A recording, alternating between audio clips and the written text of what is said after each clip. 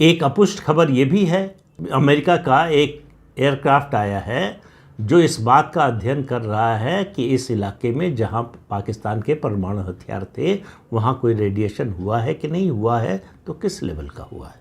दूसरी बात, सोमवार को हमारा जो स्पेस रिसर्च का संस्थान है इसरो, उसके चेयरमैन ने एक बयान दिया, बहुत महत्वपूर्ण है, उसकी टाइमिंग भी समझिए और उसका महत्व भी समझिए। उन्होंने कहा कि हमारे 1, 2, 3 नहीं 10 सैटेलाइट 24/7 हमारी जो समुद्री सीमा है, हमारी जो वायु सीमा है और हमारी जो थल सीमा है उसकी निगरानी करते हैं। इसका मतलब आप समझिए कि कोई भी मूवमेंट पाकिस्तान का होगा तो हमें तुरंत खबर लग जाएगी। लेकिन बात इसकी नहीं कर रहा हूँ आज।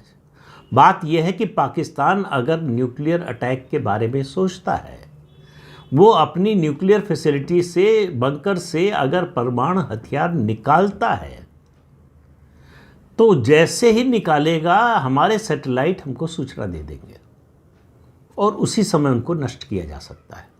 हालांकि उसमें खतरे भी हैं। खतरा यह है कि निकालने के बाद अगर नष्ट किया तो रेडिएशन ज़्यादा होगा और रेडिएशन का नुकसान उसको होगा जिसकी तरफ हवा का रुख होगा। अगर भारत की तरफ हवा का रुख है तो भारत को ज़्यादा हो सकता है, अगर हवा का रुख इधर नहीं होगा तो इधर कम होगा, उधर ज़्यादा होगा। लेकिन सबसे सुरक्षित है कि उसी बंकर में उस हथियार को नष्ट कर दिया जाए, तब भी विकिरण होता है, आसपास होता है। ये समझिए उसी तरह का है जैसे आप न्यूक्लियर टेस्ट करते हैं, गहरी सुरंग गड्ढा खोद कर जो है उसमें विस्फोट करते हैं और पहले से इंतज़ाम करते हैं। आपको पोखरण का याद होगा 1998 का, सैकड़ों ट्रक प्याज जो है नासिक और देश के दूसरे हिस्सों से पोखरण पहुंचा था। प्याज भी न्यूक्लियर रेडिएशन को कम करती है। पाकिस्तान ने इजिप्ट से ये बोरोन मंगवाया। तो अगर कोई न्यूक्लियर रेडिएशन हुआ नहीं है तो इसकी ज़रूरत क्या थी। और ब्रह्मोस के इसी हमले के बाद अमेरिका, चीन, यूरोप सब में जो है चिंता की लहर दौड़ गई।